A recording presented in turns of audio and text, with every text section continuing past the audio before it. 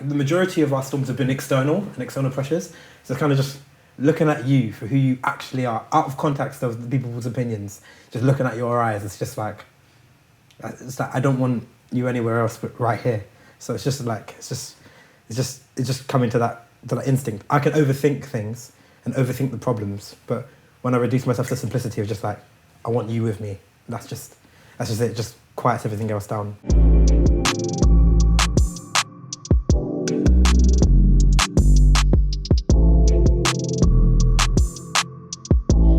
Hello all, my name is Vanessa Viljean. I am a speaker. I love fashion. I'm an advocate for mental health, boldness, and my personal mantra is just encouraging people towards physical, mental and spiritual growth. Hello everybody. I'm a bad boy, sound engineer, music producer, songwriter, that's rapping and singing, recording artist, and I'm training to teach religious education at the University of Oxford. And one day I might teach your son or daughter about religious concepts. Vanessa, Thank you. if you knew what you know now, would you have still chosen to have been together? There's a lot to know. Yeah. Like, all you know. If I knew about some of your stubbornness, I would have ran. Swear. I would have ran because it's a bit tiring sometimes. All the things to run from. Yeah, sometimes it's a lot of work. But ultimately, because you're like a humble guy and you take accountability, I would say I probably would have thought a few times about running. But all I know now, pretty decent. But yeah, like I said, the stubbornness and the hard work I have to do sometimes for us to be good is a bit much. To put it plainly, when we got together, he was way more emotionally mature than me. Like, you were definitely up there, and I had so much that I was working through. And it was like you'd kind of had that experience of conflict resolution from early within your household, whereas in my household, it was literally, you keep bringing up the same pain from 5 years ago, like nothing's ever sorted. With you, it's like we pick things up straight, and you're very like tenacious with sorting out conflict. You're literally a rhino, I'm more of a hedgehog. So I feel like sometimes when you're like really assertive and when it comes to times of conflict and sometimes stubborn with like kind of being a bit more gracious in light of my hedgehog conflict style, that's where I feel like I have to do a lot of work to like come to a level of emotional like maturity, even though I've come from a like background where there's not really much of that. So yeah. Cool. Yeah, for me it's like, because I see us as really similar in a lot of respects. So some of the things that I had literally only just like outgrown and overcome, and I was seeing like manifest in you, to kind of bring you up to speed with that, I can see that. But then there's times when, because of that, I make assumptions, because I think, oh yeah, we're similar. She's probably doing this because of that, and I think I know what you're up to, and like I can completely miss it. And so for me, it was more about being patient with you and listening to what you actually thought and why you were actually doing something, as opposed to like just going with what I would have done if I were you in that position. Yeah, and bouncing off that, I felt like I had to sometimes work a lot harder to kind of override the like preconceptions you have. Definitely. My actions. When things aren't bliss, when things are quite chaotic, what keeps you hopeful of us? Sounds cliche, but you do. I think like, because I feel like, because we've had internal storms, but like the majority of our storms have been external and external pressures. So it's kind of just looking at you for who you actually are, out of context of the people's opinions. Just looking at your eyes, it's like I don't want you anywhere else but right here. So it's just coming to that instinct. I can overthink things and overthink the problems, but when I reduce myself to simplicity of just like, I want you with me, that's just it. It just quiets everything else down. How about when I'm being a troublemaker? Even still, do you understand? Not even still, because even when it's like, say I'm like upset with something you done, or and I'm not the one in the wrong or something like that, or at least we've like meshed that out and concluded that afterwards, so we can both confidently be like, yeah, that was you. Most times it's me though.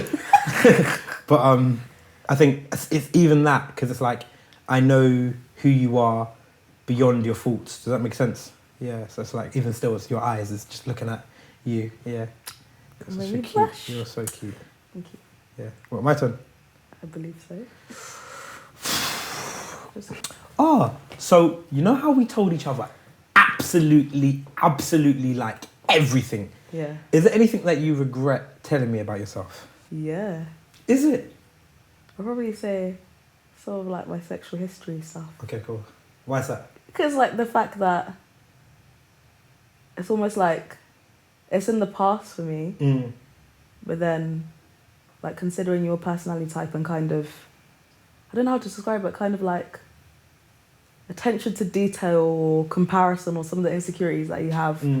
I feel like sometimes it comes back up and there's something I've left behind and you're like adamant on for me to expand or kind of go back to that place to like affirm you in like your, I'm gonna say masculinity as much of a buzzword that is, but for me it's like I've literally left that behind, like that's another part of me that I've accepted and that I've definitely tangibly like gone away from, but having that to come like you bringing that to me can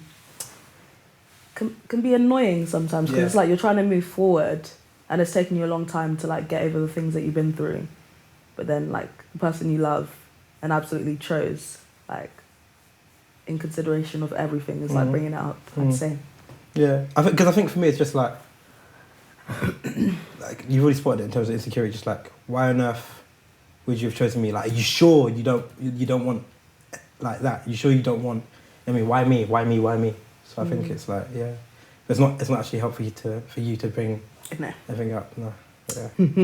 I love this one because I always think about it. My question is, where do you think you'd be if we weren't together? Like right now, like what type of life do you think you'd be living? I remember the year in which I was really deliberate about pursuing you. I was adamant about finding someone, and I was exceptionally selective and like just nope. It wasn't like oh, it was over there. It was literally one after like without anyone knowing, one after the other. Me being like, could I spend the rest of my life with this person? No. Okay, move on. I actually really wanted to find a wife, so I think I would have really continued that search. Yeah, I think I would have considered it because I want that. I really value what we have. I really value like that intimate relationship. It was like a after especially finishing off like the degree, it was like I want that in line before anything else kicks off. Like I really wanted that in place. So I think I would have kept searching, seriously. My last question for you. Can you like try and describe a day in the life for us that you can envision, like something between 10 or 48?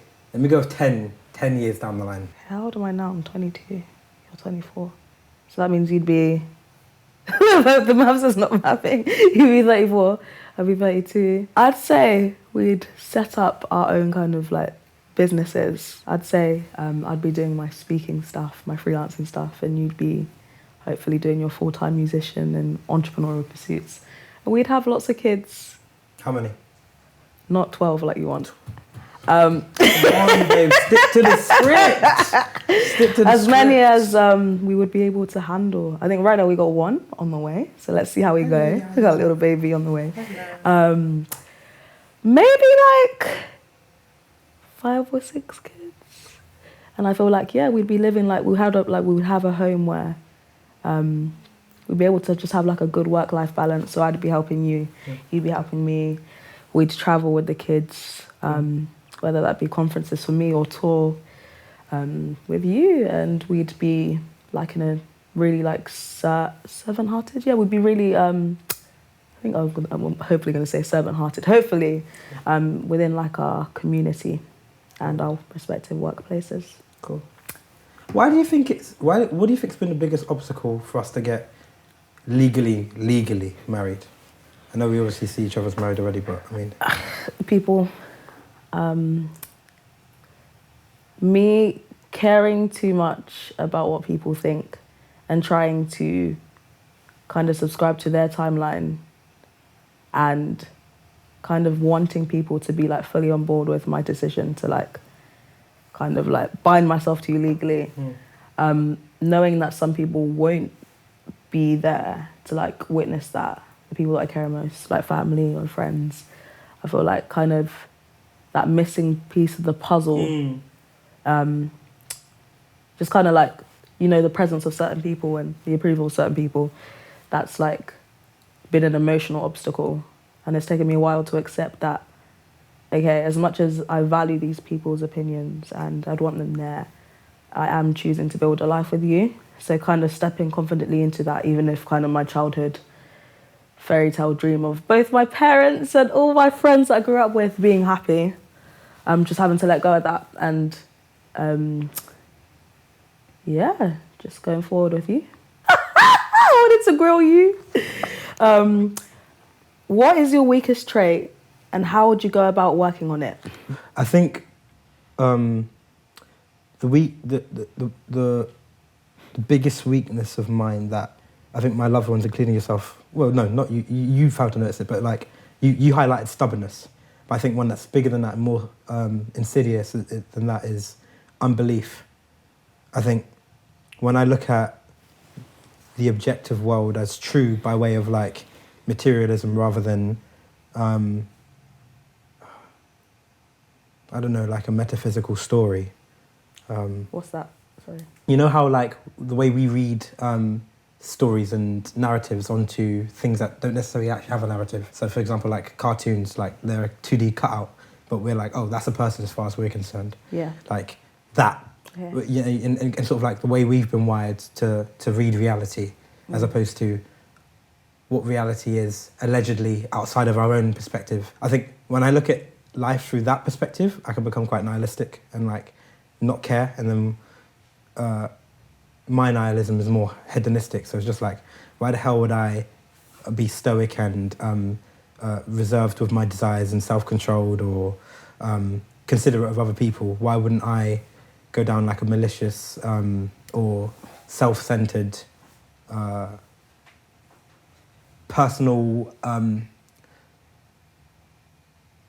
putting myself on top, putting myself on the podium? Why wouldn't I pursue that, whatever the hell I want, F what everyone else thinks? But I think that kind of thinking is like the most destructive, and I think it's responsible for the worst of humanity. But like, yeah, when I'm resolved and I'm taking upon my faithful perspective, then I find peace, bliss, meaning, love. But I have like that ongoing wrestle between those two mentalities. And so I think the biggest weakness is sort of like not being able to synthesize my belief systems with what I think reality is. So Okay, and you mentioned that's like an ongoing fight and you're proactive and kind of resolving yourself and going back to faith. But in terms of practically, because you'd imagine that perspective like would affect me, people around you. Like practically, what does coming to that place of resolve look like? Like what are the practical things you do to ensure that you don't go kind of down that road of being honest. Selfishness. Honesty, like making my weaknesses known. I mean, even by exposing those two thinking patterns, like publicly, is like my way of ensuring that I hold myself accountable to pursuing meaning. And obviously, you know, I'm always trying to communicate, like, why on earth does this mean? Like, why? Trying to synthesize my thoughts with reality, like, in whatever shape that takes. But yeah, just communicating about that. And it's got to a stage where a lot of the people I've admired can't keep up with that, to put it simply. So the people who I discuss that with have become fewer and fewer. Like, I can discuss that stuff with James Tolley, you can, for example. But other than that, it's been, yourself, obviously. But other than that, it's been really, really, really... Thanks for your honesty. It's a bold thing to do. Yeah. Cheers. I have a question, no one. Go on. For each of you separately, how would you describe your relationship with each other? Okay. How would I describe our relationship with each other? I absolutely love your company. Like, I think our relationship is really... Mama. This guy. It's really unique because there's also an aspect that we haven't mentioned, but you could say we come under the interabled bracket. So Josiah's got Oh, yeah, of course. a rare genetic condition, so he's got a disability, and I'm his carer. Thank you. So there's a kind of dependency that we have on each other that's more than the average person.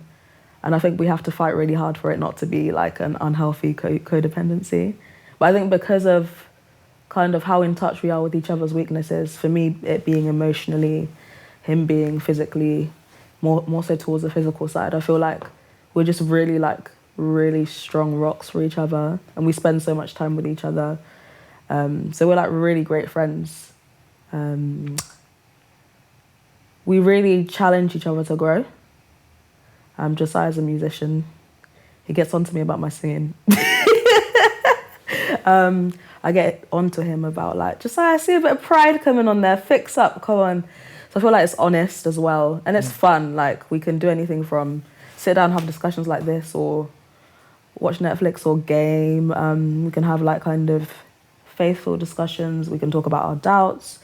So really open. Lastly, I'd say really committed, because there's times when we both want to tap out consistently, and we're honest about that. But it's like we're both so tenacious and so committed to our visions for each other and as a couple and as a family that, yeah, we're just very focused. I think I'd summarise it with a PG version of D Block Eurex's lyrics, and I'm going to do my own version of it, just PG. New friends are good, but that home girl make me feel safe. I can be with her all day. You know what I'm saying? Pardon the copyright. Don't, like, release that to me for this message. But yeah. You make me feel safe. I could be with you all day. So my nephews and nieces listening.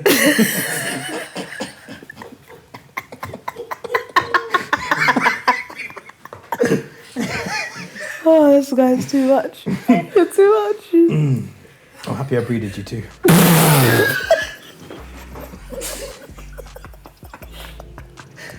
12 kids soon come. Please, don't want Jesus and the disciples. Sorry.